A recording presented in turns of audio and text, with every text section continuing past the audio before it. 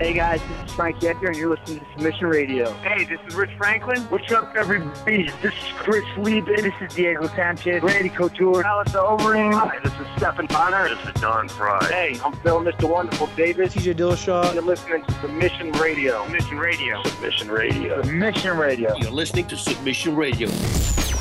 Welcome to another episode of Submission Radio. Dennis Gradov here with Kasper Rosalowski. Cass, another big episode of Submission Radio, but it could have been bigger this week. It could have been a little bit bigger. We were originally going to have 3 guests.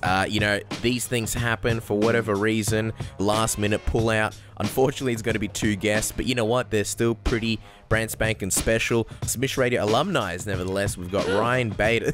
Oh, yeah. Ryan Bader coming off his UFC 192 win over Rashad Evans. Stopping by to chat to the boys. That's, Dennis and myself. A lot of things to talk to him about. Specifically, why no call-outs? Why no call-outs after that fantastic victory? So we're going to be getting the goss from old Ryan pretty soon, actually, in the next few minutes. He's the first cab off the rank. And then Bas Rutten, definitely Submission Radio alumni in the Submission Radio Hall of Fame, returning to the show for another great chat, as always. This one's actually pre-record. We caught up with Bas a couple of days ago, had a chat with him. That's a fun one. You don't want to miss that. A whole bunch of stuff to talk to Bas with there. And we're also going to be playing a game, Tweet Kingz, returning for another session of Tweet Kingz today. And also, speaking of games, we've got the Mark Hunt book competition winners. We're going to be announcing those at the very end of the show, aren't we, Dennis? Yeah, that's right, Cass.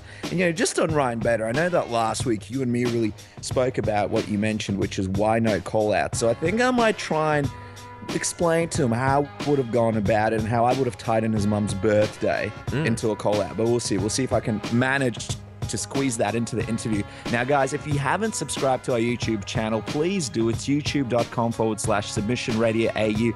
This week, Cass, a technique that you and me could probably work on ourselves, a butterfly guard pass straight into full mount by Jake Matthews, UFC lightweight. So check that out. There's a lot of really fun techniques on there. Obviously, all of our old episodes, there's some fun interviews, all the stuff that we got from the press conference for UFC 193. We've got a lot of content coming for that as well. So keep an eye open for that. And also follow us on Twitter @SubmissionAUS. It's where we put up all of our hilarious GIFs. We love GIFs here at Submission Radio, and we're not afraid to use them.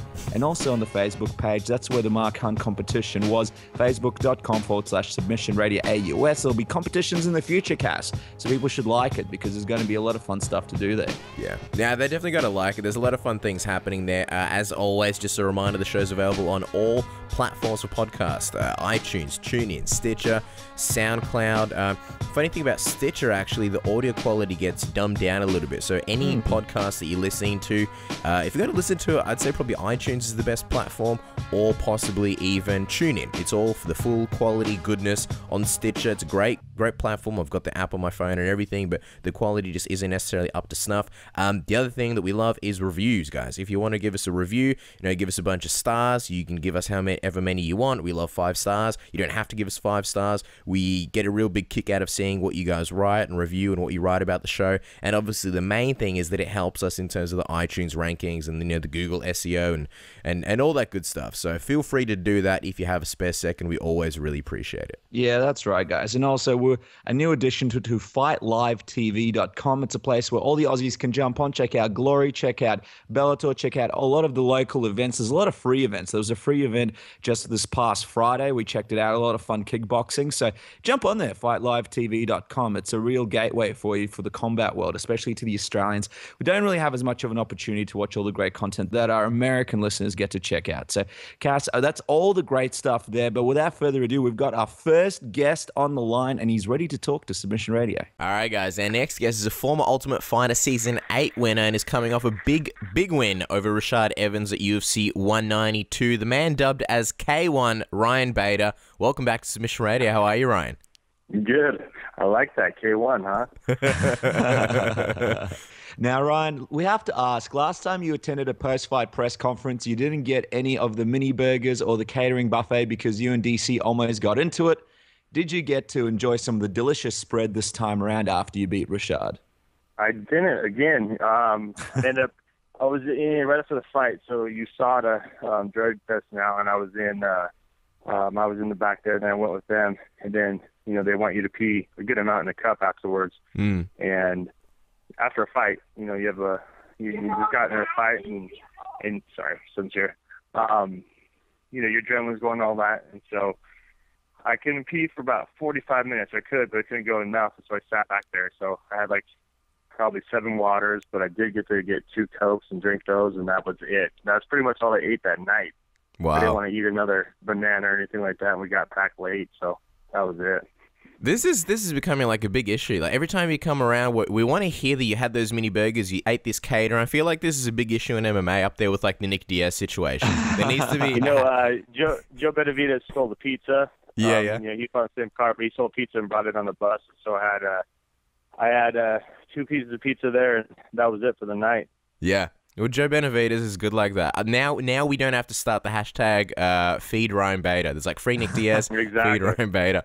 Let's talk about this Rashad fight. After all the trash talk between you guys and Rashad saying that he was going to make you pay and punish you, how good did it feel for you to beat him in the way that you did? And, was there a bit of vindication on your part? Almost like, that's what you get for all your trash talk.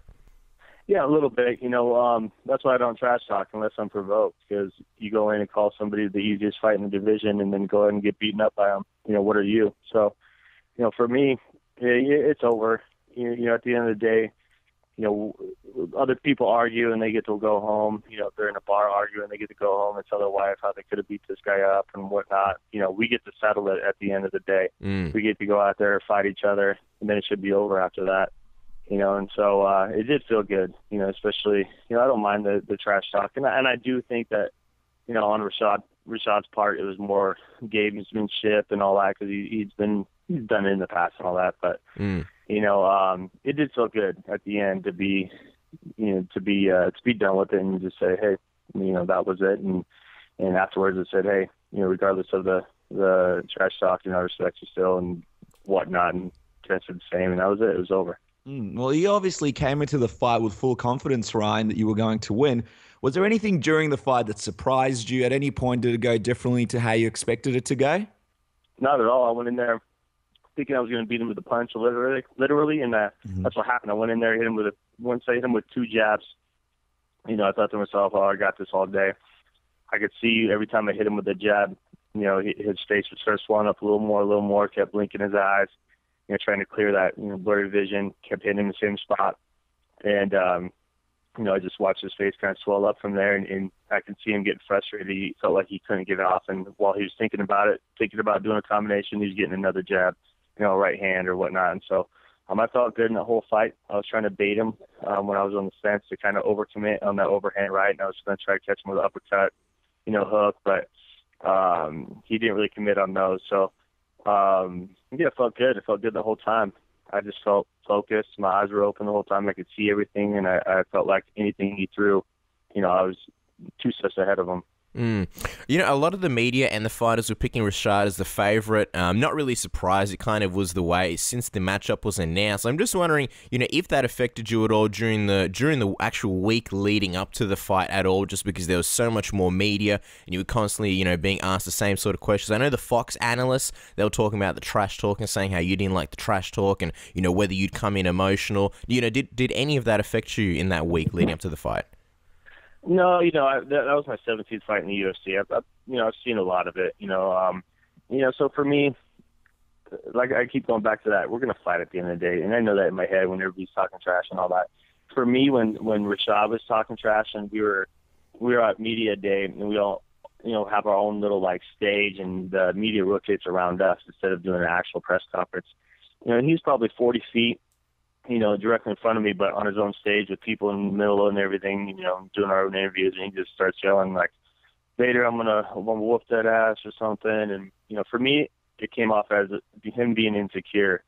And that's what I felt like the whole time when he was talking trash, is he's insecure about, this fight and getting back in there and what he can actually do. And I felt that the whole time. And so for me, going in there, I just wanted to be fast, put that pressure on him, make him think, man, this isn't what I remember.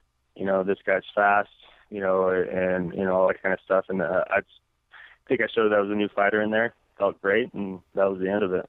Well, do you think it sends a message to the rest of the division, Ryan, and some of the other fighters that have talked trash to kind of be careful what you say or you may be made an example of next?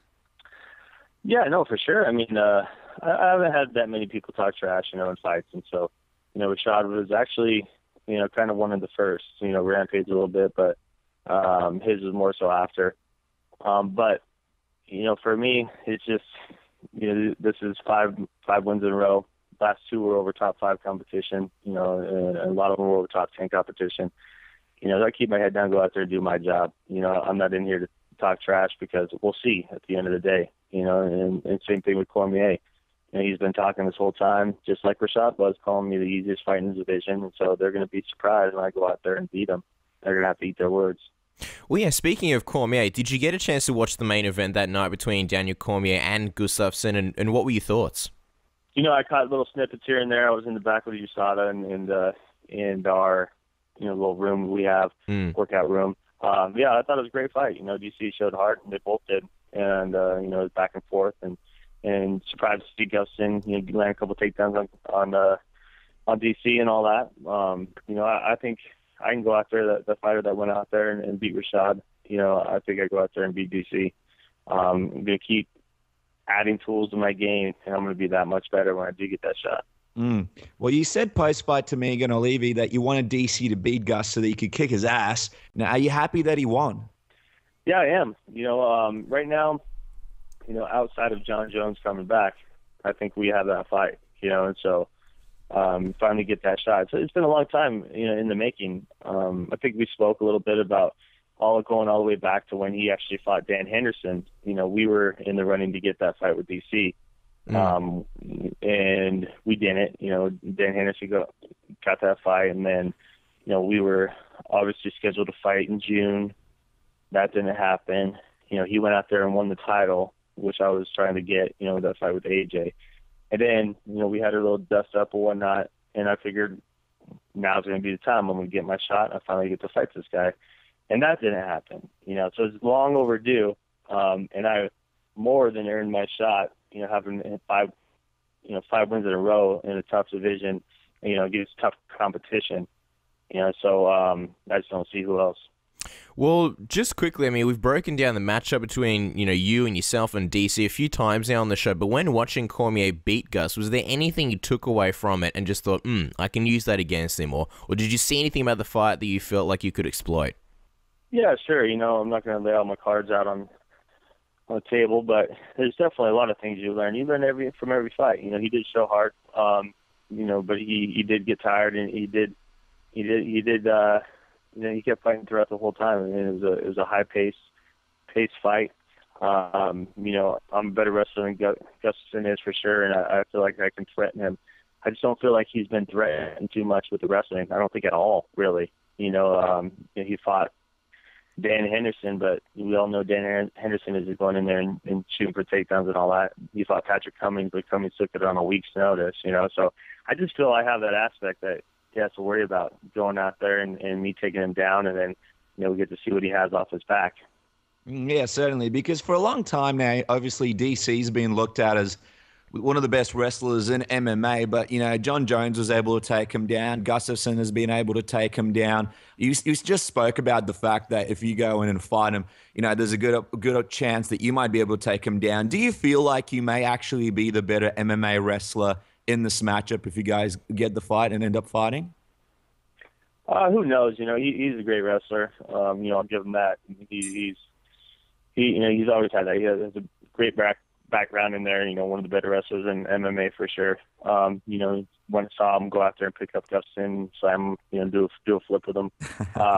So who knows? But, you make those opportunities, and it doesn't matter if you're the better MMA wrestler or whatever. If those opportunities are there, you set it up, you're going to get that takedown, and so that's more of how I look at it, instead of saying I'm the better wrestler, so you're not going to take me down, I'm going to take you down. I may get taken down a couple times in that fight, but I guarantee you I'm going to get him also. Now, there's something Dennis and I wanted to speak to you about, basically, and ask you about, since we saw your win. After your win, you spoke to Joe Rogan, and you wished your mum a happy birthday. However, when we spoke to you a couple of months ago, you did allude to being more likely to call out the champ. Why the decision not to call anybody out?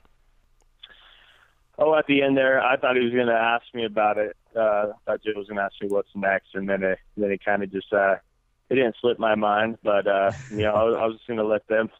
You know, I feel I just earned my shot there, and you know, I didn't have to talk anymore. You know, going back to us talking about not shit talking and all that, and other people who end up eating their words. You know, so I'm not like that unless I'm provoked, really. And so for me, I was just being positive in that moment. Maybe I should have, but it is what it is.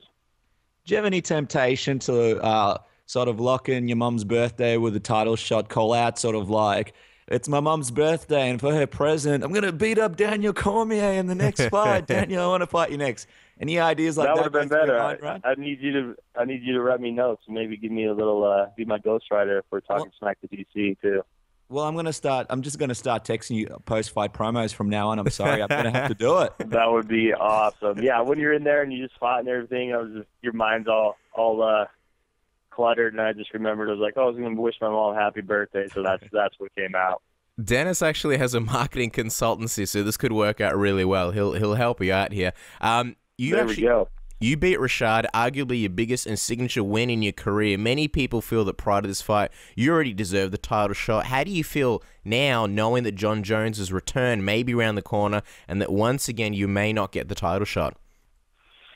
That's the thing. There's so many variables. I don't know. You know, the variables that I can control were, you know, Rashad going out there beating Rashad. So I did that, got that done. So, you know, where do we go from here? I don't know. We're waiting on Jon Jones' situation. So there's really not much I can do. But as my mindset right now, you know, I'm fighting Daniel Cormier, and we're seeing what's going to happen with Jones until Jones comes back. So we'll see. Well, just speaking on Jones, what do you think about the punishment he was handed down? It's 18 months probation, I believe, also some community service in there. A lot of people sort of saying he got a bit of a slap on the wrist, not as bad of a punishment as he could have gotten. What are your thoughts on that? And also, what do you think the UFC should do? Because probation, he can still travel around, I believe. Do you think they should let him back to into the company, or do you think it's a case where they should wait till he's done with his probation before they let him back in? Yeah. It's kind of what I expected. You know, I really didn't think he was going to jail or anything like that. High profile guy, has money, you know, has the ability to get a better lawyer than most people. And so for that, I figured that's exactly what would happen. You know, little probation, hey, you know, don't do that again. You got to do this and this and this, and that was it. What I think they should do is they should wait probably, 10 months and give Ryan Bader this title shot, and he can come back and fight me once I get that. That's what I think should happen. There you go. Well, let's say Jon Jones does come back. Let's say they do make the title shot in 2016, him and Daniel Cormier. I know there's a few guys that want to fight you at the moment. We're going to talk about that in just a second, but what would be the possibility for you of sitting out and waiting for that title shot? Or would you sort of, would that not interest you? Would you feel like you'd want to get in there sooner? I don't know. You know, title shots don't grow in trees, you know, so if you're offered one, you gotta take that for sure. You know, I don't want to sit there and be baited into a fight that doesn't make sense just to fight. You know, my ultimate goal is to go out there and win that title. It all depends. Like, there's too many hypotheticals out there. You know, what if, who knows what happens? You know, we'll see when Jon Jones, we'll cross that road when Jon Jones situation, is given out to the public, what's happening. But as of right now, my mindset is I'm fighting Daniel Cormier until we hear from what happens with Jones. You know, so I don't know. That's my mindset right now. Well, speaking of baiting you into another matchup, this week some news came out, and it sounds like Anthony Johnson wants to bait you into a fight next. You know, this is obviously a great thing for Johnson because if he beats you, it puts him right back into a title shot and title contention. However, if you do have to fight him to earn a title shot, do you think that's fair considering everything that you've done? So the whole thing with that, you know, some media ran with that. He just tweeted something about, I never said anything about Bader or whatever, but I will take the fight. For me, I'm looking at fights that make sense right now. He's had a shot. Let me get my shot. Gustafsson has had a shot. Who's in front of me? Gustafsson and Anthony Johnson. I have a 5-fight winning streak right now. The longest one in the UFC in the light heavyweight, by far. And so for me, is these guys all got to get their shot. You know, you didn't keep on recycling them. You know, so I think I deserved enough to go out there and fight Cormier. Why would I just take a fight just to take a fight? Okay. Would that mean, because I know you mentioned also Glover Teixeira is another possibility if you don't fight Anthony Rumble Johnson, or if you don't get the title shot, would that mean that that's another one that's sort of on the back burner for you? You wouldn't really want that at the moment? That's just a personal one for me. That would be, it still doesn't make sense, you know, but that was one of the, yeah, with that, it was more of a personal one. That fight doesn't even make sense for me, you know, but it was one of the ones that he was my last loss, and I want to go out there and avenge that and to even solidify it even more, you know, so that's more personal.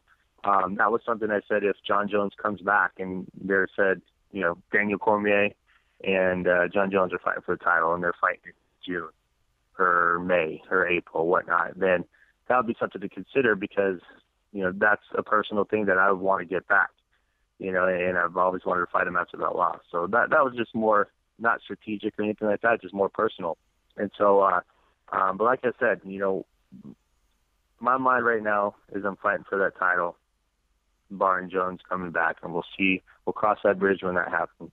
Now, before we let you go, Ryan, we just got to ask you about your striking. Obviously, huge improvement. Congratulations. You looked fantastic against Rashad. What went into this new K1 Ryan Bader that we saw in the UFC a couple of weeks ago? What did you do anything different in training? What do you attribute that to? I've been playing a lot of K1 kickboxing video games and picking it up from there. No, I've been working with a new guy, Chad Stern. I've been working with him for a little while, even before Phil Davis, but we just kind of started right before that Phil Davis fight. So I've had a while. You know, I've had, you know, since February, people haven't seen me fight. And so I've just been working, actually, you know, kind of cliche, but I've been working hard in the gym. And that's not an understatement. You know, I went through probably 3 fight camps, you know, thinking I had a fight with DC twice and then with Rashad. So I've just been working hard on it. The biggest thing for me, you know, was getting all those combos down and then just confidence walking in there and knowing I'm going to go out there and be the fighter that I know I am. And so that pushed me a little bit. And then just being confident in my abilities and showing it. And so that's everything that kind of went into that. And so I was throwing the combos, you know, and moving and feeling good, and that's pretty much it. You know, I've had that for a little while. It was just going out there and showing it. I'm just quickly before we let you go, because I know, I'm wondering if there was a bit of a transition period, because, you know, that's your new trainer. He's more of a Muay Thai trainer in terms of striking. You previously had more of a boxing coach. And I know that, like, in your last fight, we saw you using more sort of a Muay Thai stance and Muay Thai striking. And I think there was actually criticism about your striking, whereas now people are saying, you know, there was a bit of a transition from boxing to Muay Thai, now to sort of, you know, like a complete arsenal. What was the transition period like for you? Yeah, I mean, the transition period kind of was when I fought Phil, and I was just kind of, when I'd have to think about the combinations, you can't have that when you're in a fight, you know. So I was thinking about it, and by that time Phil was gone. You know, he's hard to hit anyway, but so that was kind of a transition. So now I've drilled and worked so much on it, they come natural. You know, I don't have to think about, okay, I'm going to throw the right hand, the left hook, the leg kick. It just comes out. You know, and so that's a big part of it. And I was doing boxing, just strictly boxing for so long that, you know, my hips were tight, my legs weren't used to kicking again and all that. So just over the months, just kicking and opening up, you know, and stretching and all that kind of stuff really helped too, to get that natural kicking back to where, you know, when I was training at the beginning of my career, I was training with more Thai guys too, and was kicking a little bit more. But, you know, so just getting that whole thing back. Well, guys, he is the new improved K1 lean, mean, killing machine, Ryan Bader, and you guys can follow him on Twitter at Ryan Bader. Ryan, we can't wait to see what happens for you next. Congratulations, my friend. You deserve all the best, and we hope to see you possibly get a title shot next. I appreciate that, guys. Thank you very much. This is TJ Dillashaw, UFC champ. Listen to Submission Radio. All right, guys, returning to the program is one of the most recognizable personalities in the world of MMA, a UFC Hall of Famer, former UFC heavyweight champion, and 3-time King of Pancrase. You see him every week as a host on Inside MMA, as well as a commentator for World Series of Fighting. It is a pleasure to welcome back El Guapo Bas Rutten to Submission Radio. Bas, how's it going today? Doing great. Sitting outside in the sun. It's cooling down a little bit here in California. It was hot today. Hey. Well, it's heating up here in Australia as well, Bas. So we're enjoying the warmth across the world. Now, before we get into the crazy world of MMA, we want to get an update on the O2 trainer. We spoke about it with you last year. We've heard it's been helping a lot of people, and we've actually seen it sponsoring some big events. What's the latest? How's it all going? Well, the latest is we're probably, there's like a 95% certainty we're going to go public. So that will help me a lot. These people really, they saw it and they realized, okay, this is a really good product. I have an updated model in mind, so we're going to make a new model for it. Some people were drooling, and I found a way for that to stop like that. I can stop it by swallowing, but I have good control over everything in my head, in my head and in my body. So some people couldn't, and then they start splashing all over the place. They said so. I figured it out. I figured what it was, and that's it. So that would be cool because then I can buy commercial time on TV and make a commercial spot, and that hopefully is going to introduce you to more people. That's awesome. Are you gonna be like Mike Dolce? Because here in Australia and probably in America, we get those like UFC Fit commercials with Mike Dolce and stuff. Are you gonna be like that? Are you gonna be starring these commercials, Bas, for the O2 trainer? Yeah, in the past they told me, with acting, they said, you don't do acting and don't do commercials because it's not good. I go, okay, once I become an actor who actually lives from acting money, professional, I'll do that. Yeah. Right? Doing a movie here and there, it's I'm not considered a professional, trust me. So I go with whatever I need to go, and that's this. Man, you are a professional. I mean, here comes the boom, that dance, that still makes me laugh. That was awesome. Now, also for the people who don't know, you've got an online store that has some pretty cool stuff like your workout DVD, signed gloves. Just wondering, what are some of your favorite items fans can check out on the site?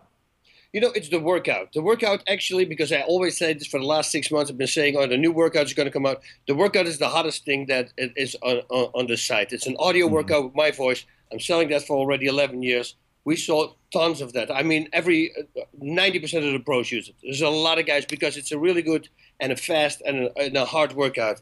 And then I'm really I'm kind of amazed because I made this really cool poster which contains 1,380 pictures. Wow. So when you stand away from it, it's me with two belts. The closer you get, you realize, they're all little tiny pictures from my entire fight career, baby pictures, modeling pictures, believe it or not, like a lot of funny pictures in there.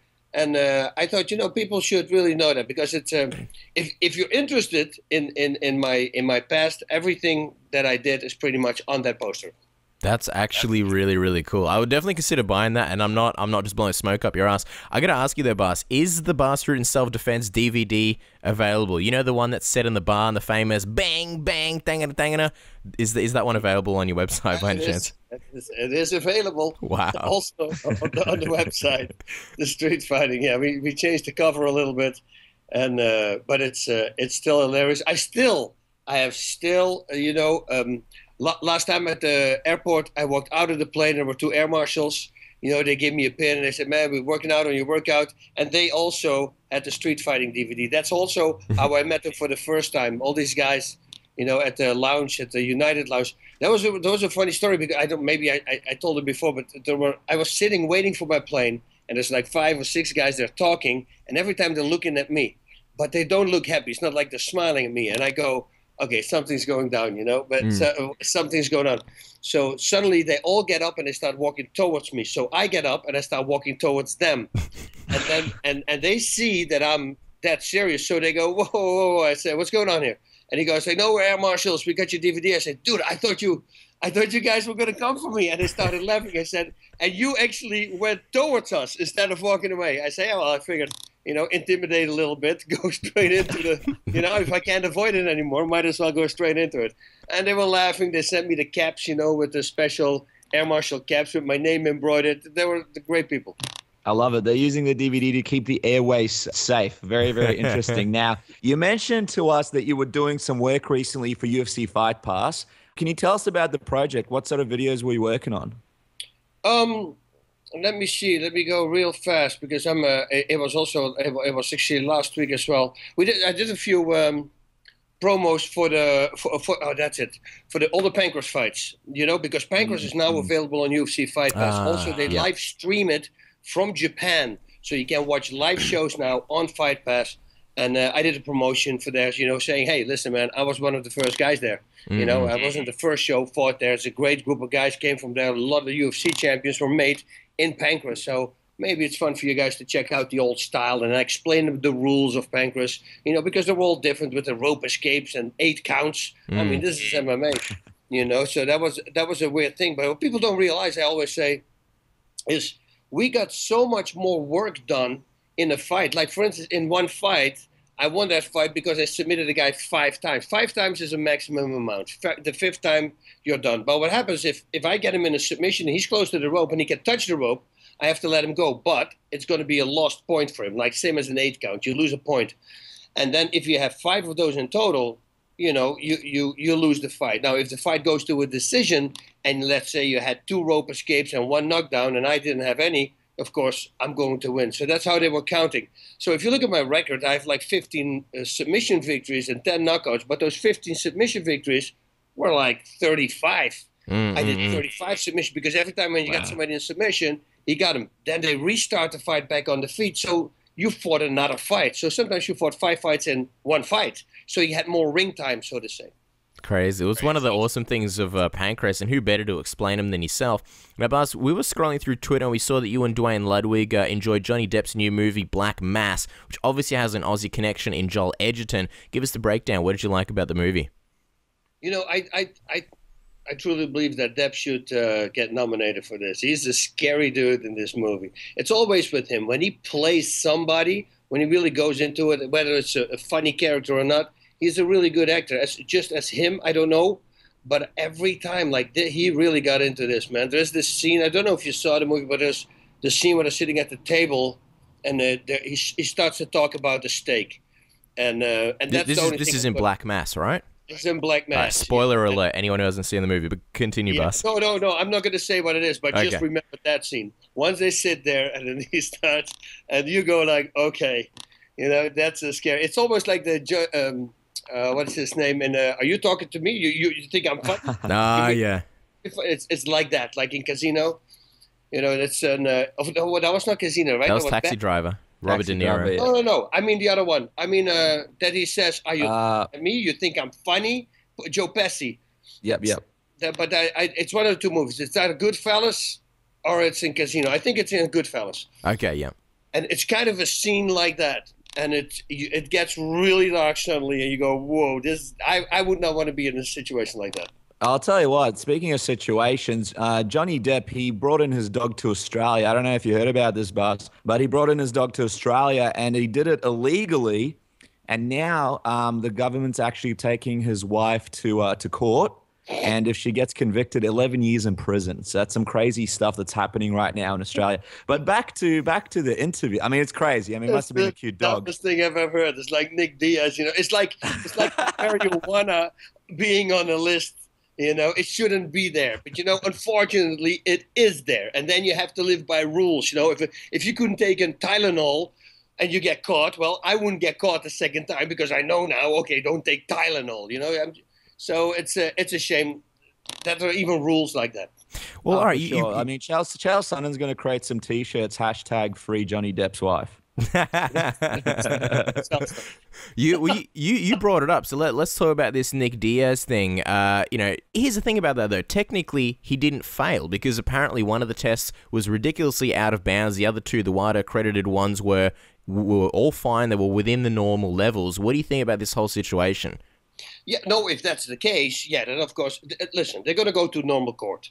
And this is going to get squashed. This is not going to do anything. If you go in front of the Athletic Commission, people's feelings are involved as well. Oh, wasn't here that he fought at the World Series of Fighting event? Outside, he was in the audience. He was fighting. All these people know these things. So all these things now count. In a normal court, they won't count. They have to be dismissed.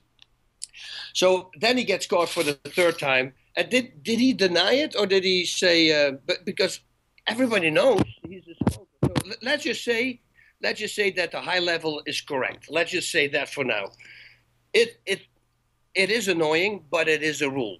You know, the first time he got 20% fine, then he got 30%, and the last one I think it was 35% fine. Well, the numbers got much and much higher. The last time I think he lost $60,000, and now this one it's of course way more. So he knew that if he was going to get caught again, you know, he was going to have to pay that. And I say, why don't you just simply do not smoke? It is a rule. Is it a stupid rule? It's the dumbest rule. You know, it shouldn't be in there, but it is there. And you have to live by it. It's the same as in Holland. You can drink a beer behind the wheel, as long as you don't exceed the maximum blood alcohol. That's awesome. You know, so for here to me it goes like, oh, you cannot even have an open container in the car. Dude, I'm not drinking. It's open, but I'm not even drinking. You can test me. No, it's not even allowed you. It's a stupid rule. To me, it's a stupid rule. But you know, it is a rule. So you won't see me driving around with an open container of alcohol in the car. You see, so you have to simply live by those rules, and I hope that he goes to court and that it gets squashed away. 5 years, even when everything was right, no, that was way too much. Of course, you know, that's a career killer right there. But you know, with 2 years at least, I thought that was going to be necessary. But I'm talking about the fact that at that moment, I thought that the test was 100%. You know, so I hear, and I heard that before also. People told me, you know, if they cannot really prove it, well, then it's going to get dismissed at all. I mean, if two tests give the normal levels and the other one doesn't, something's going down. So I'm pretty sure when he goes to court, like a normal court, just like that Vanderlei Silva did, everything will be okay. And I guess one of the things about the whole situation that sort of put a sour taste in the MMA community's mouth is just the fact that it seems like he got punished because he pleaded the fifth. But although isn't that like a constitutional right over there in your country for him not to have to talk? But it seems like he got the maximum punishment because the Nevada State Athletic Commission felt like he was being disrespectful. And it didn't really seem like they took what his lawyer said into account, but more into account the fact that he chose not to speak. Yeah, I mean, it's like I said, that's in a real court. That would have been a great idea. This is not a real court.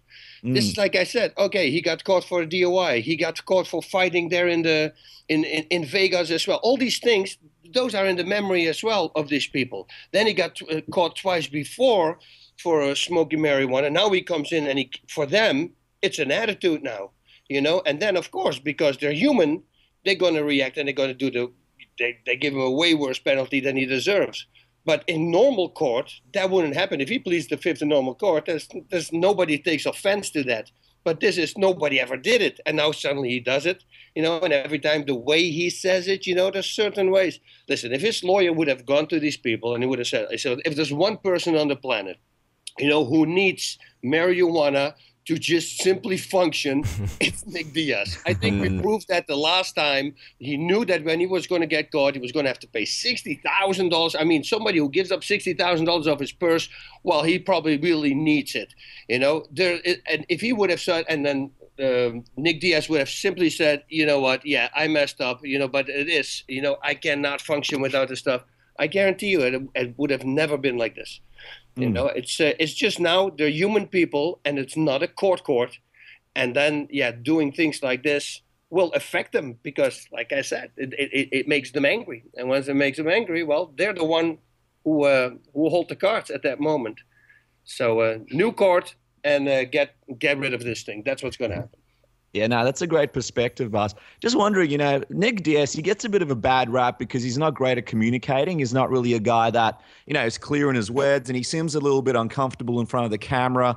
Do you think that he's sort of gotten a bad rap in his career because he's unable to sort of express or sort of explain how he feels and what he thinks? Yeah, no, for sure. I think that either if any of these people would have sat down at a table when having dinner with Nick Diaz, he's a really funny guy. Once he starts, you know, and he's loose, he's a really funny guy. He was a great guest on our show, and later we went to sushi, and he's a very funny guy. And you see a totally different Nick than you see out there. Some people simply have that, but that's the only thing those people see, you know. And then they automatically assume, you know, that's how. Don't judge a book by its cover. But that's with Nick, and that problem he has, you know, and the way to get rid of it is just talk to these people. But then again, he's not a good talker. So what should he do? Let's plead the fifth. Yeah, because normally in court, that will be absolutely no problem. But now, yeah, here, it is a problem apparently. I feel like Nick Diaz expresses himself best when he's actually fighting. Although inside MMA, you guys need to do like a eating sushi with Nick Diaz special. I think that would do great. But we'll go back to what we were talking about before. You and Dwayne Ludwig going to the movies. I'm just curious. I'm pretty sure you guys are very close friends. I was always wondering, when did you guys first meet, and how did this friendship start to the point where you guys are watching movies together? Oh, a long time ago. I did the Bas Rutten Invitationals about in Colorado, 16 years ago, I think. And a lot of big fighters came from that organization. Even Jens Pulver, who was the first UFC champion, came from that organization. We had so many fighters sign up there that there was one fight, it was a 16-man tournament. Like, you had to fight 4 times in order to get there. And this was in Colorado. So it was crazy. I was very smart by getting the former matchmaker of the UFC, John Peretti. I said, listen, man, why don't you come with me? You're the judge, the referee. And of course it worked, because everybody wants to perform in front of that referee, because then they have a chance to go to the UFC. So everybody came, and it was a great show. And Dwayne was one of these guys. And I remember there was one fight. Dwayne's opponent didn't want to fight Dwayne. So we asked in the audience if somebody wanted to fight, I mean, this was Wild West in Colorado. And this guy stands up, he says, oh, I'll fight him. And he's like 25 pounds heavier. And I look at Dwayne and I go, and Dwayne is young. I mean, I just found a picture I sent today to Dwayne. I will post it on Twitter right after this interview. You're going to laugh so hard. There you can see how really young he was when I met him.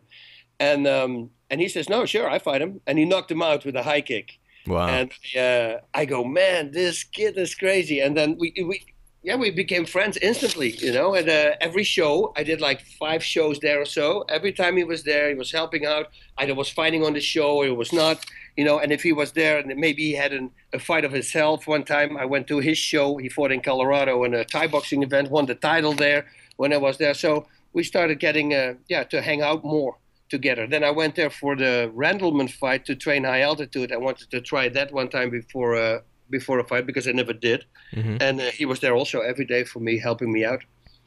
Well, it's interesting because obviously there was some comments made by Uriah Faber recently, some allegations about some of the things that Dwayne did while teaching at Team Alpha Male. Uriah cited that Dwayne refused to train women, made certain gym members feel uncomfortable due to racist jokes, and even flipped out on his manager. Obviously, you're very, very close to Dwayne. What were your thoughts on these statements that Uriah made? To me, it's not true. That's what I think. I asked ask any other fighter on the planet what they think of Dwayne. And I don't think one person will say he's a disrespectful guy. When he said, oh, he's a racist with black guys, the furthest away from the truth. What happened in that situation? And he does these things for fun. And that's kind of a Dutch insane humor that he has, but he does it right in front of the guy. So there's 40 people and there's one black guy and he says, okay, I'm sorry, but you're going to have to stand in the back. And then everybody starts laughing. That's the joke. And then this guy starts laughing because it's fun. He's not making it's a fun thing. He tries to crack a laugh, and everybody laughs, including that person, And then to use that example, I go, come on, man. I mean, everybody who was there at the seminar knew that it's absolutely not true. He will do that with anybody. If it's the other way around, if there's only black guys and there's one white guy, he says to the white guy, hey, you gotta, let me click this way. You gotta stand in the back of the line. He's doing that with everybody. So it's just this way of humor and being funny. But if he would do it secretly, he says, "Oh man, that guy, I'd rather have him standing in the back." But it's not. He's making a joke out of it. So, I asked everybody at Velasquez, coach Javier Mendez. He was on a show, and we were talking about it. I said, "What do you think of Dwayne?" And he says, "This is the nicest gentleman I've ever seen in my life." I said, "See, that's why I'm going." And I start asking every fighter, and everybody has the same words. So. I don't believe it. I know Dwayne too well. He's just a really good guy. No, certainly. And I mean, TJ Dillashaw, a great example of someone who loves Dwayne. Just wondering, just the whole point of him not training women. I mean, does he have a problem with women's MMA? What's the thought process behind him not wanting to train women? I don't think he what he says is not like he doesn't like women fighting. He doesn't. He thinks it's unnatural when women get hit in the face. He doesn't like to see that. That's his thing. It's not like he has anything against the techniques. And like Rousey, he talks always great about Rousey and about great women fighters. But he says to me, it feels unnatural when I see a woman get beat in the face. You know, it's not the first time. I think also, and he was on the show with Brandon Schaub, the fighter and the kid. And he was also talking about. They were also talking about the fact, when you see Cyborg for the first time against Gina Carano, you can kind of understand. Okay, it's a weird picture, but these women choose for it and they want to do it, so it's all good. He just says that. He doesn't say anything about the technique of the women or about being bad. No, he just says, I thought it was unnatural when a woman gets punched hard in the face. Yeah, I understand where you're coming from. The big news, obviously, Bas, is that TJ Dillashaw, one of his main and probably most famous students, is moving to Colorado to train at a new facility and also work with Dwayne. It's interesting considering that Team Alpha Male has been such a major factor in him becoming who he is today. Do you think this was the best move for him going into possibly his toughest fight against Dominic Cruz? Well, yeah, he did it last time as well. He went to Dwayne also to train with Dwayne. I think there's a connection. That's a once-in-a-lifetime opportunity. Something like that happens. When a coach really clicks with a fighter and instantly when they meet, he changes him completely as a fighter, as a striker. And, of course, he had the great wrestling and the submissions already, all there from the Team Alpha Male guys. But then to tie everything together, that was Dwayne. He came and suddenly, boom, they changed. All the numbers went up from everybody over there. And he just thought, okay, listen, I became a world champion with Dwayne on my side. So he chooses for Dwayne. I think it's a logic thing. Never break a winning combination, guys. That's the one thing I said in my entire life. I always did my same workouts, my same stretches, and everybody was bored. They say, dude, you're doing the same stretch for the last 15 years. I say, yeah, guess what? I never had an injury when I did these stretches. So why would I change it? Because then there might be a possibility I'm going to, get an injury. So as long as it works, you never want to change it. And that's it. And that's what they did. They connect good. I can totally understand it. Well, let's switch topics for a second and speak about a guy who hasn't changed his training, I don't think, ever in his career, Fedor Emelianenko.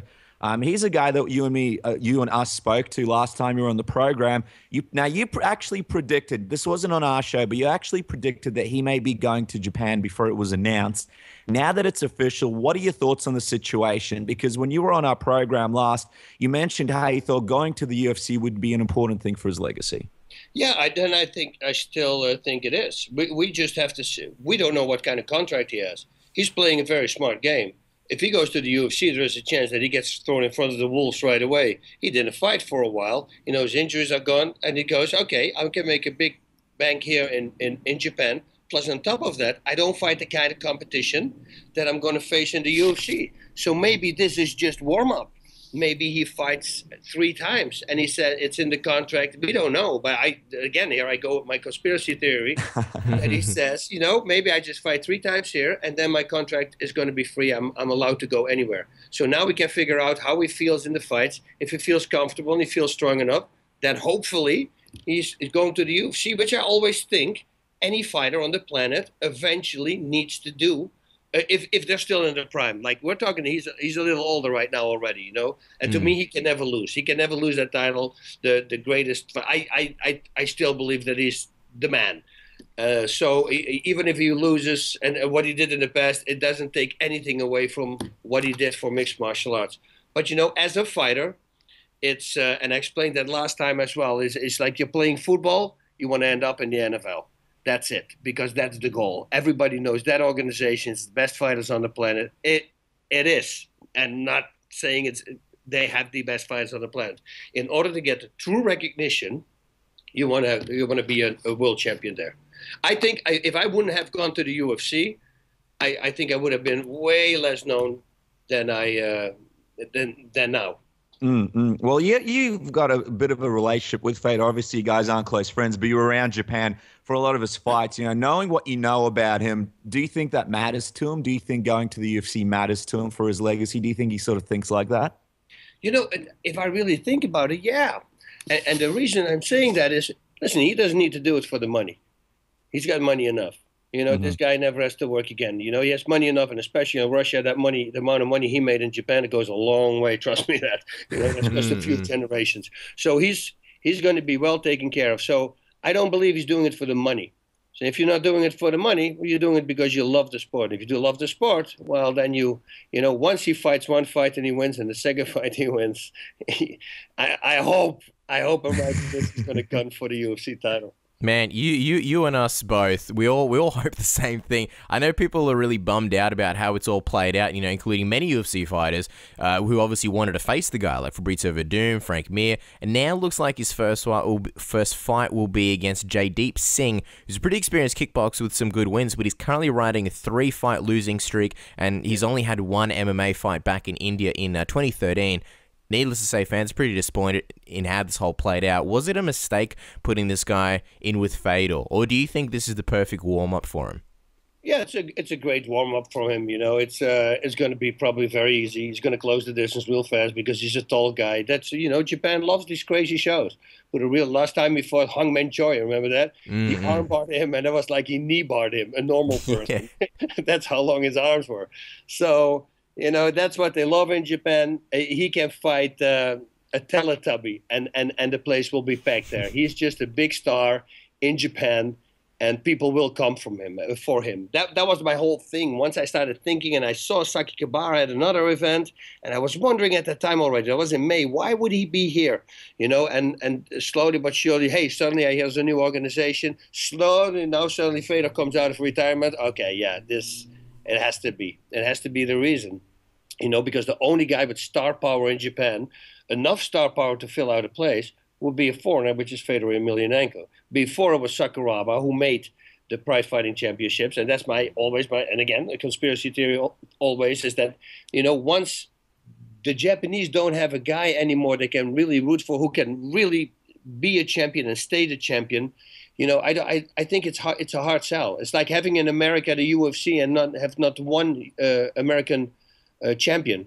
I think it's just every country. It's good for a while, but eventually you want to root for one of your own. You want your team to win. In soccer. So why would you constantly root for somebody else? And I think that's there as well. Fedor though is a different story. He's got so much star power, and the people love him over there, and that's why. I figured when I put everything together, okay, yeah, he's kind of like a Sakuraba. Well, I mean, that's the thing. The interesting thing is Sakuraba is actually going to be fighting on that event. Apparently, it's called Ryzen Fighting Federation. Fedor will be fighting. It's not confirmed who will be fighting. Sakuraba apparently is going to be facing Shinya Aoki. Do you think that, is Fedor the man who can turn around the whole Japanese MMA scene because it's not doing well? Do you think that having Sakuraba on that card as well will help? Do you think that the Japanese will care about this matchup, or do you think the Japanese MMA is too far gone? Yeah, no, I think they will be very excited about it, but I think if it would have been just Sakuraba, that would have been a harder sell. I truly believe so. Fedor is just right now at this moment, and listen, in my book they're both the same. Sakuraba is unbelievable. I love this guy. What he did for prize fighting championship and for mixed martial arts in general is just amazing. But he came off. Yes, he had a bunch of losses since Vanderlei Silva happened. So that star power is not there. But hey, we don't know. Maybe Sakuraba's the same thing. He's healed up. He feels better. Let's see what he does. If he comes back and he submits somebody with a crazy fast submission again, people might think, wow, I would love to see him fight again. I would love to see him fight again. Well, you were a huge star in Japan, Bas. I mean, there's no doubt about it with your commentating, your fighting, everything. What are the chances that if they reach out to you, you'll be involved in this New Year's Eve show in some sort of capacity, as an announcer, as an analyst, in some sort of capacity? Would you be open to it? No. And I wouldn't get invited. There's this one guy that I really dislike, we're still involved with Saki Kabara. I can't see how Saki Kabara can't see that this guy's a douche. But just for that, he was the reason I left Pride. So I'm not going to be he was the reason, when he got higher up and got other people fired, suddenly he tells Mauro Ranello, oh, hey, I'm going to be the new producer on the show. And he says, Mauro said, well, then this is my last show as well. So he was gone right away. Just not a good person. And but I don't even want to talk about that guy anymore. Everything to him, he needs money, so it's good for him. He's got a family. So let's just leave it at that. Nah, certainly. Do you think they have the right team to make this promotion go? Obviously, they got a lot of the old school guys, a couple of douchebags, according to you, in the team. Do you think they have the right team to make MMA take off in Japan? There's just one douche, and but for the rest, they're all good guys. And but I don't know. What happens if Fedor is gone? What happens if Sakuraga's not going to win? Can they find the other Japanese star who's not fighting for the UFC, who can really turn it around? Starting the Pride Fighting Championships with the guy who beat 4 Gracies. At the time he beat Hoist first, but then I mean, that became a big thing. Everybody knew Sakuraba. I mean, this guy was so insanely famous, and still is, and he well deserved so. But what if he loses? And what if Fedor indeed has a contract for only 2 fights or 3 fights, and he goes out? I don't know if they're going to keep that star power. As long if they can find a Japanese fighter who has that draw and who can beat top foreign fighters, then it could very well be a good promotion, just like Pride Fighting Championships. Yeah, it remains to be seen. Now, Bas, we're going to let you go pretty soon. We just got a few fan questions. So obviously, when the fans hear that you're on the show, they're sending in as many questions as possible. First one that we chose is from the Real Fog. Real Fog wants to know, his question is, Bas, some people felt like Jon Jones got a slap on the wrist with an 18-month probation and community service. What do you think about his sentence, and do you think we'll see him return to being a champion when he returns? Jones is too much of a talent that cannot go to waste. This guy's going to come back, and if he puts, people are going to love him even more when he comes back now. Because if he fixes it up, if he fixes his problems, of course. Imagine this guy. Imagine Tyson. Like everybody loves Mike Tyson. Still, they do.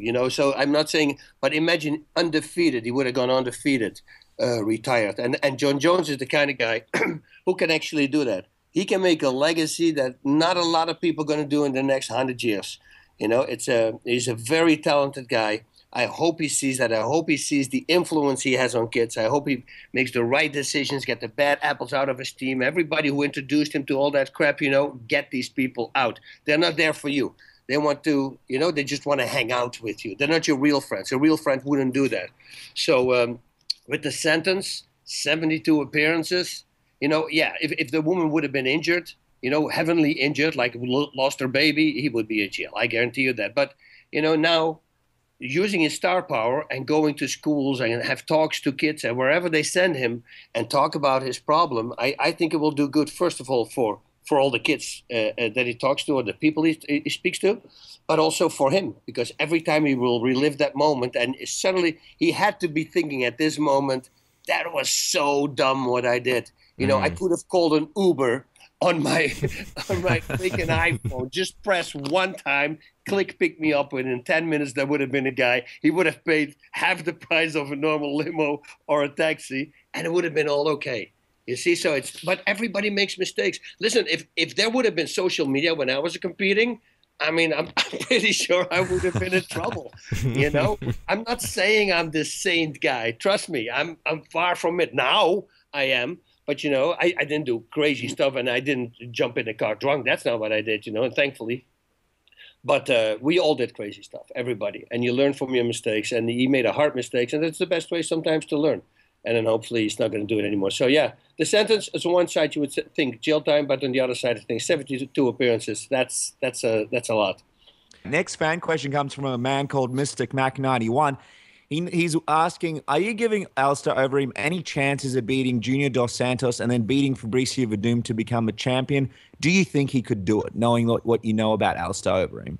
Well, yeah, if he's in the right state of mind, and if he's, the animal comes out again, what he was a while ago, listen, any fighter who can stop a fight with one punch or one kick or one knee, one elbow, can turn everything around. I mean, he just needs. In the beginning, when they were fighting, and he was still with the Golden Glory team, I always told him in the beginning, to his management, I said, keep him away from Junior Dos Santos for now, and Cain Velasquez, because these guys, they're two, they will match up bad. Anything else they throw at you, you can jump on that.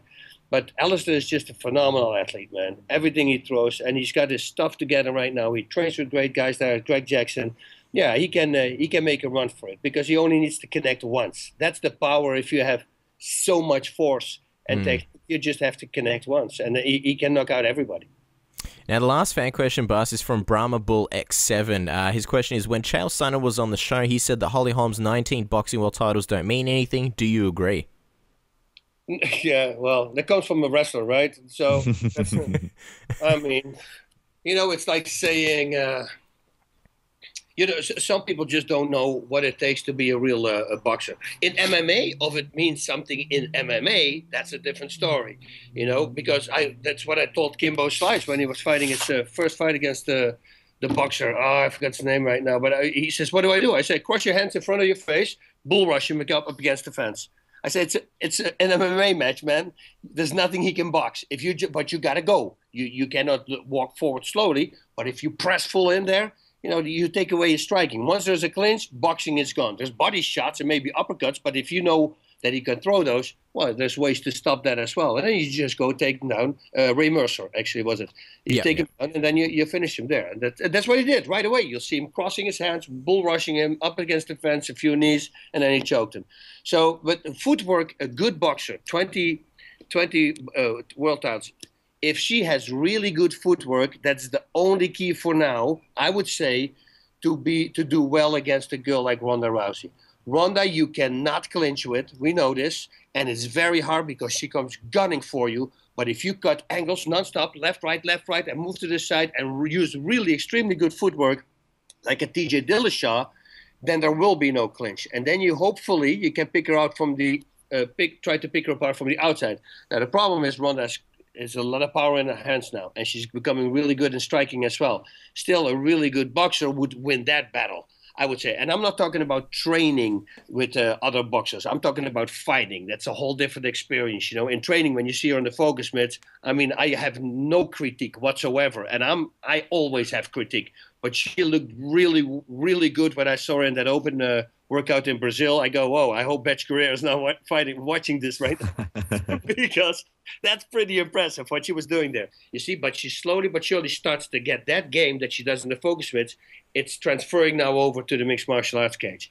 And in a year from now, it will be there, and then it's really hard to beat her. But really good footwork. The problem is 5 rounds of 5 minutes, and to have that kind of footwork for 5 rounds and 5-minute rounds, it's going to be very hard to avoid. You're going to need a lot of stamina, and nothing can go wrong. You can't even trip, because if you trip, there's the distance. It's closed. It's hard. But taking away 20 world titles, that's never a good thing to say, of course. I mean, she worked hard for that, and she's a true champion. This is the first time we see somebody with so many world champions at a still a competitive age compete in mixed martial arts. All the other guys who fought, they were past 45 years old. See one who's in their prime and who does MMA. So yeah, it's the same as saying karate, being a black belt in karate doesn't mean anything. Well, it means anything, but does it mean anything in mixed martial arts once they take you down? Yeah, of course. Then it doesn't. Then I hope he did some wrestling and can stop the takedown, and otherwise he has some ground skills so he can defend submission attempts on the ground and pound. So it's that's just picking one style apart, and you shouldn't do that.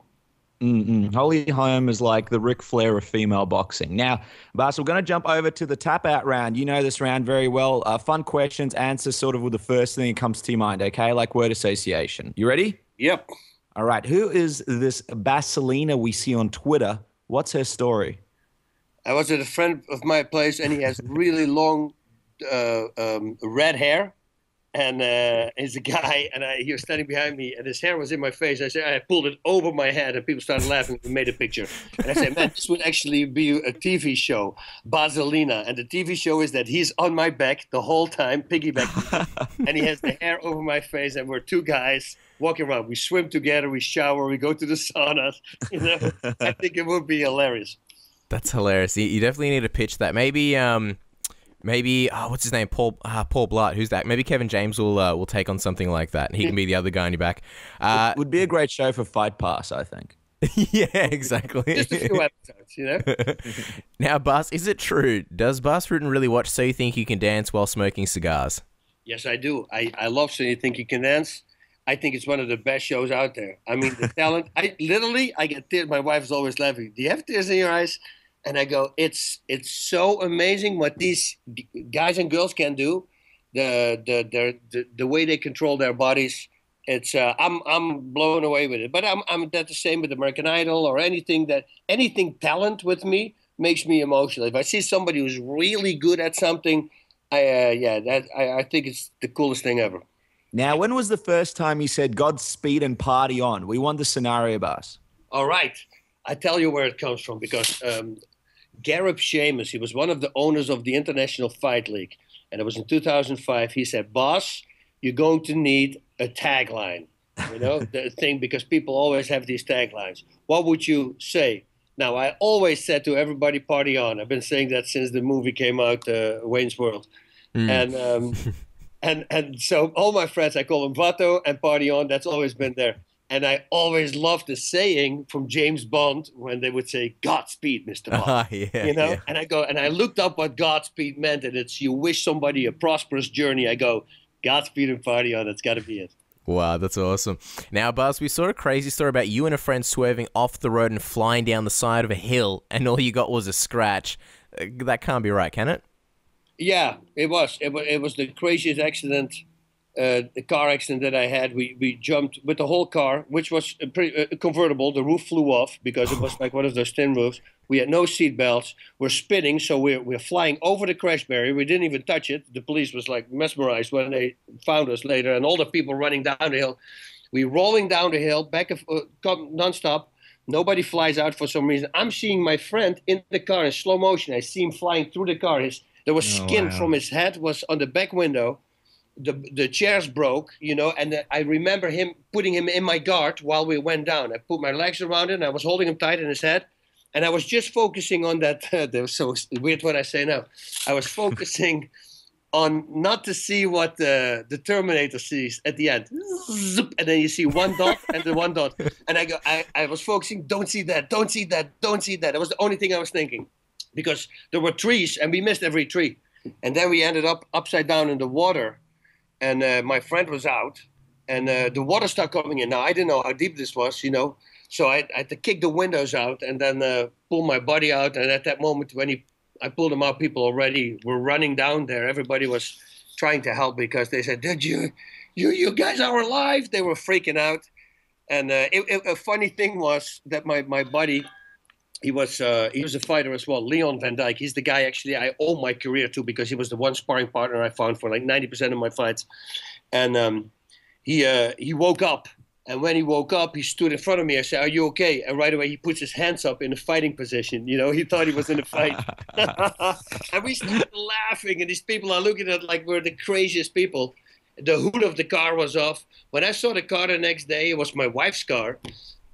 She started crying. The steering wheel was 90-degree bent because when I shot in the spin, I apparently kept holding the steering wheel. It was exactly like a whole turn twisted in the car, like it was in front of me, but totally the opposite way in the length, so to say. And the wheels, they were all like 1 feet up. The whole car was mangled. It was the craziest thing. And the guy there, he went, "Dude, how are the people doing from this car?" I said, "I was driving." And he goes, "You were driving?" I say, "Yeah." "You have nothing?" I say, "Yeah, I got a scratch. Look, I have a scratch." Wow. That was the story, actually, that when my friend went to the hospital, he needed a lot of stitches in his head, so his skull was showing. So his whole skin was gone from his, on top, it was away from his skull. And just before he went into the operating room, I said, "Wait, Leon, come back. And because they wouldn't allow me in the operating room, I said, lean over. He leans over, and I put my finger under the skin so I could touch his skull. And I started wiggling my finger under the big scar, you know. And the doctor, he's freaking out. "What are you doing?" I said, "When do I have the chance to touch somebody's skull who's still alive?" Wow. Yeah, that was a crazy story, but we survived. That was good. Wow. Well, I'm not going to invite you to the emergency room if I get a scar, Bas. I don't want you touching any of my bones. Now, last couple of questions and we'll let you go. We do appreciate the time. Have you fought any zombie puppets lately? No, I have not. That was actually really fun to do. That was when we were shooting Here Comes the Boom with a few of these camera guys. You know, they're always hanging around. These are the camera guys in the making, so to say. And they had their own project, and they asked me if I was interested in doing that. I said, "Yeah, sure, man. I would love to do that." So, yeah, that was a fun project.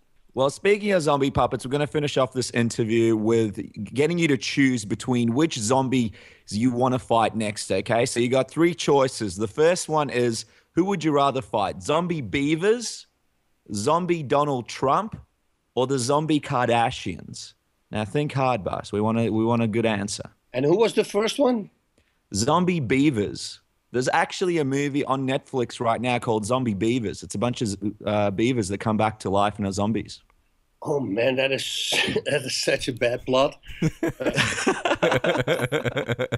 Well, beavers are kind of little angry little things, you know, when you're thinking they want to snarl people. Yeah, with a samurai. What about a zombie Donald Trump? Can you imagine that? Can you imagine the hair on that? On the live Donald Trump, the hair's already in a weird situation. Imagine a zombie version of that. It would be, listen, it would be great to fight any of those zombies with a samurai sword to chop some heads. You know, if you're emotionally attached a little bit, you know, it's not like I know Donald Trump, but I say, okay, he's a live person, and then I can choose between a beaver. Well, I'll chop up some beavers. You know, if you say a zombie pedophile and 100, you know, I'll take those. You know, so I can do extra damage like that. Then I don't mind. Normally, I stay away from the animals. I think it's easier to beat up a person than an innocent animal. So maybe like a zombie Jared from Subway. Yeah, that would be a good one, you see. But that maybe not with a samurai sword. You wanted to enjoy it. Maybe you take some gloves, put it on one of those vests that they had in the early days, so you don't get stabbed. But that means with a zombie you don't get bit. You know, that's what I would do. If I'm like, if you look at Walking Dead and the fear of Walking Dead, why doesn't have anybody that in Holland you call it a Malian colder. I don't know what the name is here, but it's people who make meat and who cut meat. They have this vest. This is all little tiny rings. It's really strong. And if they, by accident, you know, hit themselves with a knife with the sharp part, it stops the knife. And I go, man, if I would have been in a situation with all these zombies everywhere, that's what I would wear everywhere. So when they bite you, they can't get through. So you're never going to get bitten. I guess it's another reason why Walking Dead is just simply not based on a true story. So you've pretty much debunked the myth, Bas. We're going to let you go, Bas. It's always a pleasure having you on the show. And you guys can check out all of Bas's t-shirts, signed gloves, and workout videos at basrutten.worldsecuresystems.com. And of course, go get yourself an O2 trainer. More information at www.o2trainer.com. We can't wait to see the new and improved version as well, Bas, the one that stops you drooling. And of course, you can follow Bas on Twitter at Bas Rutten MMA. As always, thanks so much for coming on the show, Bas. Always a pleasure for us. You're very welcome, guys. Godspeed and party on. There you have it. So there you go, guys. Back with the live Casper and Dennis, live in the flesh through the airwaves of, well, whatever device you're listening to the show on. That was obviously our pre-recorded interview with Bas from a couple of days ago. Absolutely love having that guy on every single time. And Dennis, I think it's my turn to say that I believe Bas Rutten, Submission Radio alumni. Yeah, a pinky ring perhaps on the way there. We're going to have to start making these rings eventually. People are going to catch on. Like, what? I'm an alumni. I don't deserve no ring. What am I? Yeah. I feel like word spreading about these Submission Radio alumni. Guests are going to be coming on the show. Like, I love the interview. It's a great interview, but where's my goddamn pinky ring? Where's my ring? And actually, you know what, Cass? I actually had a chance to watch Black Mass since we've interviewed Bas, but I'll talk about it near the end when it's time to wrap up, as I always do. A bit of a cheeky Dennis movie review. In the meantime, Johnson mustaches. Some Timothy Johnson mustaches, of course. Well, stick around to find out what Dennis thinks of Black Mass. Also, stick around. We're going to be announcing the Mark Hunt book competition winners in a few minutes. I can't tell you exactly how many, but quite a few minutes. Before that, it's time to play a game. It's time to play Tweet Kingz. Tweet Kingz. Alright guys, so in case you're new to the game, we did play it a few weeks ago. It was a Super Smash blockbuster hit success, much like Jingle All the Way with Arnold Schwarzenegger a few decades ago. The premise is very, very simple. We ripped off a whole bunch of the best games ever done on radio. We conjoined it, all the best elements into this. What you do is you pick a random person from the MMA community. Dennis and I will give each other two people. We each have to choose who has the more tweets. Not Twitter followers, but tweets in general. Who's the more busier person on Twitter? That way, I mean, you could be a really, really popular person, but do you actually tweet as much? Are you as busy on Twitter? So, without further ado, Dennis, hit me with the first two. Who am I guessing? All right. Well, Kasper Ozlowski, welcome to Tweet Kingz. It's a pleasure to have you. Oh, I'm so nervous. Thank you for having me on. This is your second. Am I correct to understand this is your second appearance on the game show? It is. Yes, I'm a Tweet Kingz alumni. No, there you go. No, I'm sorry. We run out of rings. We have a lot of alumni lately, but anyway, let's get back to the game. Our first combination I'm going to throw at you, Casper, is Alistair Overeem. Huge superstar. You know, people love him from Japan, all over the world. Pride. He's now in the UFC. Alistair Overeem versus, and I guess this is a prerequisite before he steps in the ring with the man, Junior Dos Santos. Huge star as well. Not as big with the English, but still, you know, he's been known to put together a few sentences. Casper, take us through your thought process right now. He puts through sentences and he puts together combos as well. Well, I'd say if we were talking followers, it'd be Alistair Overeem. Junior Dos Santos. Yeah, I don't know. The thing is, like, he may not have a lot of tweets in English, but I don't know. And like, I think we follow him, you know, but we follow so many people. Sometimes they don't even pop up in the feed because we just don't have all day to scroll through. But Junior Dos Santos, he may not have as many English statuses. Maybe he tweets in Brazilian, though. Maybe he's one of those Brazilian tweeters. Alistair Overeem, I feel like he's a man of few words, you know. And if he's going to retweet a lot? He does. He's been known to retweet a lot. I think he's an easy retweet, old Alistair. He's good for a retweet. And then he does put up a whole bunch of pictures. I think most of his tweets are actually pictures. You know, he likes people to know what he's doing. He'll be like, you know, you need some horse meat. Yeah, right, Junior. Do some kickboxing and yeah. So I'm gonna have to say, you know, and you know what the biggest deciding factor is? When I look for answers, I look to John Anik, and John Anik always says, if it ain't Dutch, it ain't much. And I want this to be much, so I got to go with Alistair Overeem.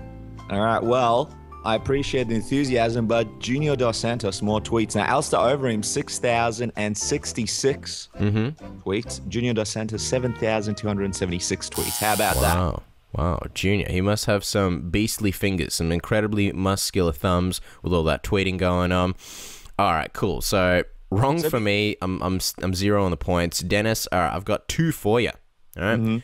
And the point system for everybody who didn't work it, tune into the first one, Cass. Just explain it briefly because it's an ingenious idea. Yeah, very, very complicated. So the first 2 times we guess. So the first 2 times I guess, half a point. That's what I'm playing for. Dennis, you're about to play for half a point. Your next guess will also be half a point.